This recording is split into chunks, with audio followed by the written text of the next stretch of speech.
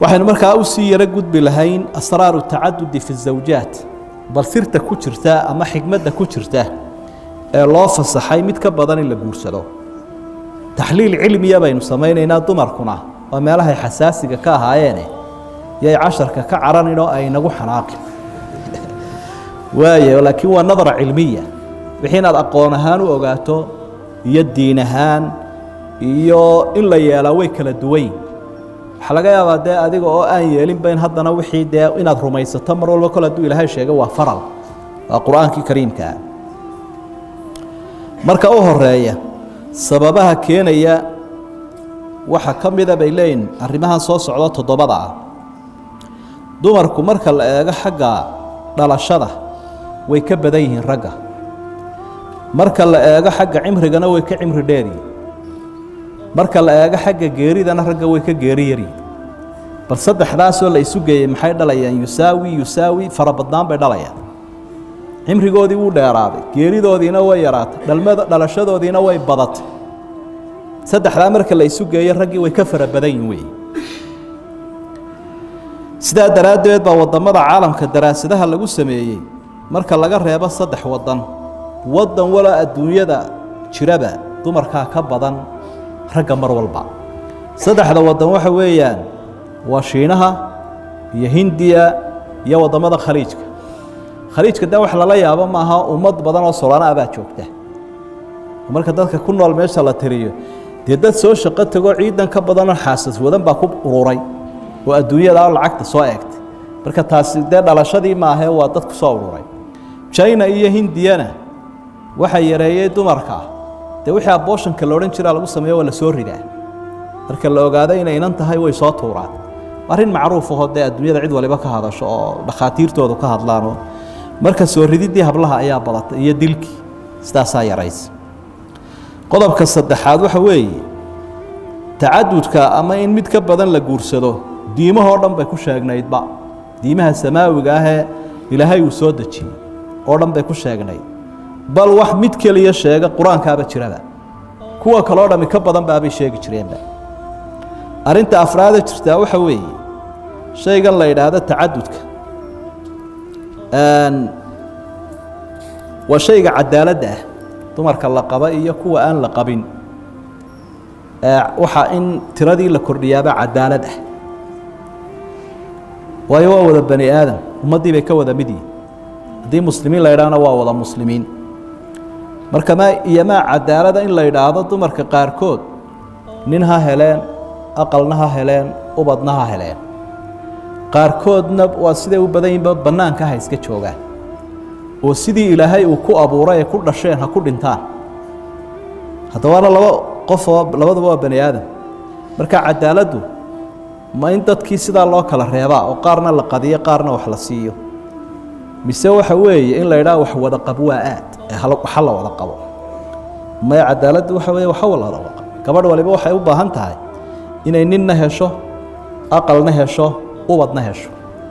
oo raaxo ku xisaabtan loo rasmi ah hesho raaxo rasmi ah inay hesho raaxada rasmiga waa xalaasha berigii dagaalkii labaad adduunka waa kii jabaanku jarmalku dadkii aad u madhay buu ka mid ahaa dumarkiiba aad uga batay raggii oo 3 jeer baabay ku soo laabmeen gabadh professorada oo reer Almaaniya ah reer Jarmalaba hadlayso waxay lahayd inaan nin rubuci helo ayaa iga roon rafaadka kelida kaliintan aan joogo rafaadsanay laakiin ahsan waxa iga inaan mid rubuci helo waa xaqiiqadii ay soo taabteen waxa faa'iidooyinka iyo sirta ku jirta ay tahay yuqallilu al-fawaahish waxyaabaha sinada la yiraahdo waxay ku yaraataa guurka oo la kordhiyo oo dumarkii banaanka iska joogi lahaay rag la'aanta ku dhici lahaa ilaa baahi bani aadam baa ku abuuranay haday guur xalaal waayaan sina dhic ayaa dhacays wana arinta aynu ogsoonahayo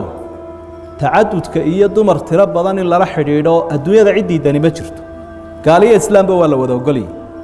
laakiin islaamkuna wuxuu ogol yahay in tiradiina 4 lagu koobo oo aan la dhaafinin 4 iyo 2 ilaa 4 na xalaal lagu la xidhiidho iyo guur rasmi ah laakiin ummadaha gaaladu way ogol yihiin ama 10 ha ahaadeen ama ka badan ha ahaadeen tacadud in la sameeyo laakiin sina iyo xaaraana oo imika ninku dee xabadun bay leeyihin guurso laakiin hadduu idhaahdo 6 baan la saaxiibahay ama 10 ka kordhi bay leeyihin haddaad doonayso soo ismaydaan ogolaanin miyaad qasabtay maya dee ku waduun meeshaad doonaysa gaadhsiiyo saaxiibadu ma xadidna bay ku leeyihin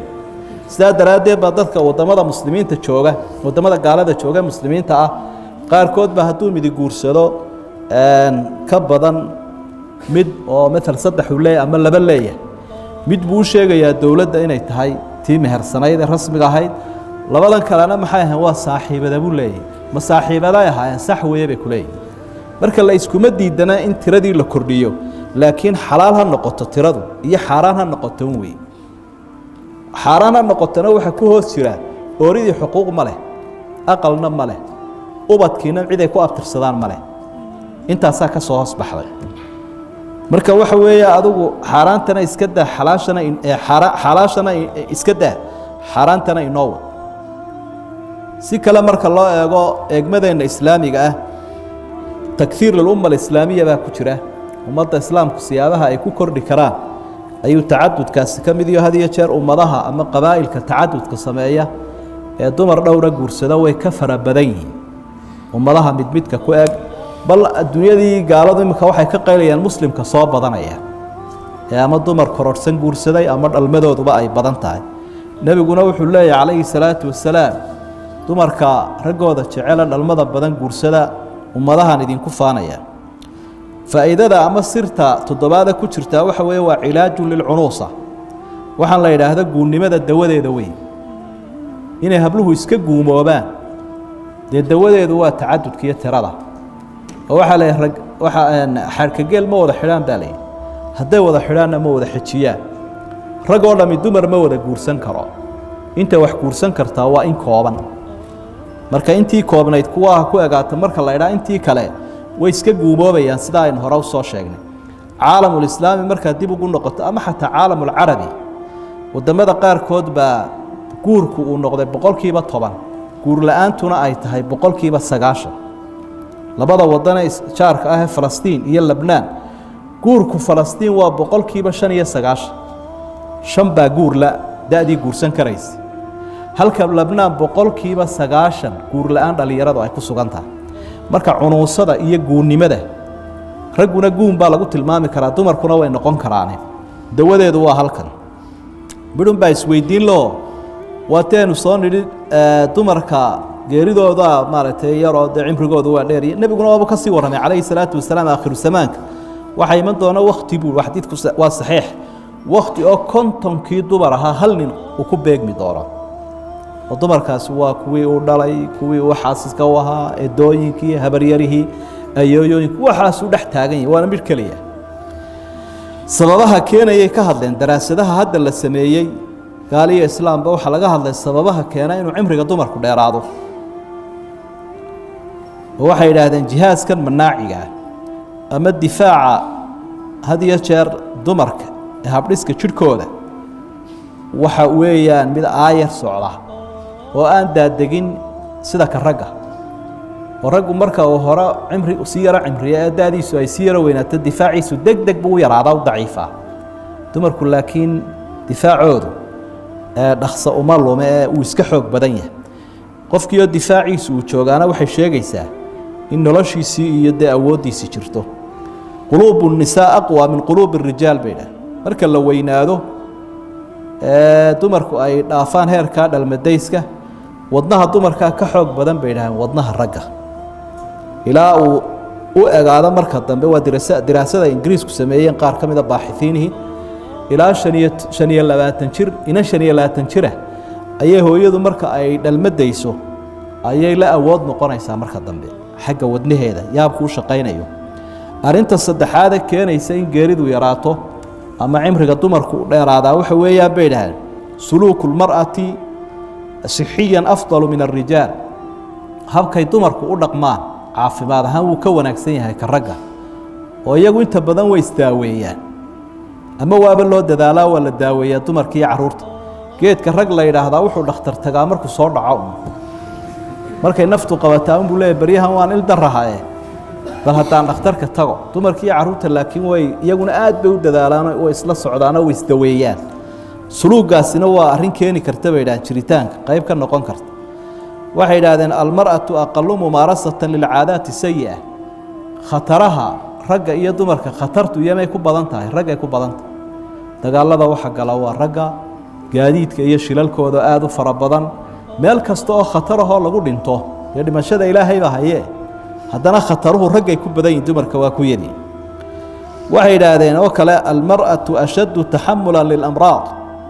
liikhtilaafi khalaayaahunna min khalaaya arijaal unugyada ilaahay uu ku abuuray rag iyo dumarka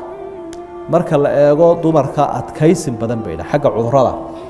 waa laga yaabaa inuu dee ilaahay u diyaariyey ilaa waa warshad dad soo saaraysa warshad dad soo saaraysa qof bani aadam qof ku dhex nool yahay weeye marka inuu awood dheeraada iyo antibayn iyo xanuun bi'iyo dheeraada yeesho qofku oo jidhkiisu uu sii daynayo waa wax ilaahay u gartay subxaanahu wa tacaala waxaa laga yaabaa islaantaada intaa xanuunka hayse iskala taa hayse kugu shaqaynaysa haddii adiga uu kugu dhaco inaad dhakhtarkaba tegi lahaydba iyadu way iskala luudaa inteeda waanay kugu adeegaysa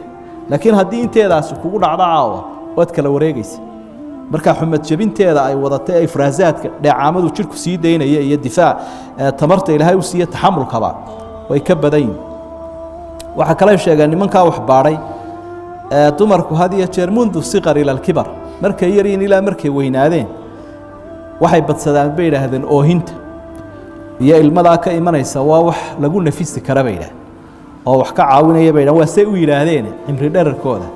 laakiin geedkii ragga la oran jiray oohintii iyo ilmada dee wuxuu haystaa wax fulaynimo ah oo kabti buu isku sameeyaa uu iscaburiyaa iscaburintaasina qaraxiisa qayb ka tahay ilaa 6 shay bay sheegeen asbaabta keenaysa in cimriga raggu uu ka gaabto cimriga dumarka wax la yiraahdo mawsuucatul buldaan baa jira oo akhbaarta lagu sheego adduunyada sida had iyo jeer dadku ay u kala cimri dheer yihiin ummadaha mar walba raggu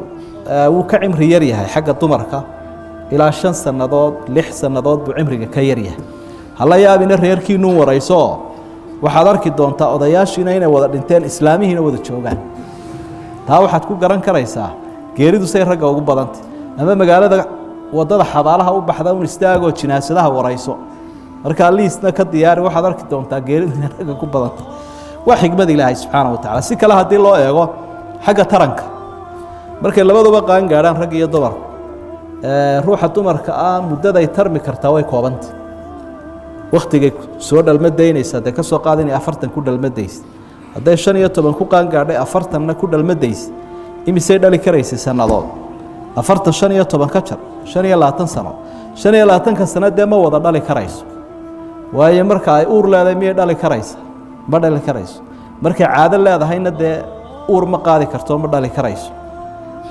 waqtiyada umusha tahayna ma dhali karayso intaana marka laga sii jaro sanadaha jaanis haysatayna dhashaa uu yar yahay laakiin kiyo ragga ahaa markii uu baalugu 15 gaadhay ilaa 80 habeen walba uu dhali karaya marka xigmadda tarankuna waa wax iska suuragal almuhim wuxuuna inuu ka eegaynaa xagga cilmiyan laakiin qofkii dee cadaaladda quraanku sheegay samayn karayaana uu dhaqaaqi doonaa kii kalena xaaskiisa ayuu maaragtay iskala noolaanaya u dadaalaya mar walbana 2 qof ama 3 qof oo la dulmiyo intii la isdul saari lahaa mid kale loo cadaalad sameeyaa baa sax taana intaasaynu cidii ka xanaaqi lahayd ku qaboojinaynaa mar walbana islaamku wuxuu yeela facala ra'si wal ayn ilaahay rasuulku kol haday yiraahdeen waa aqbalay iimaanka saxda ah sidaas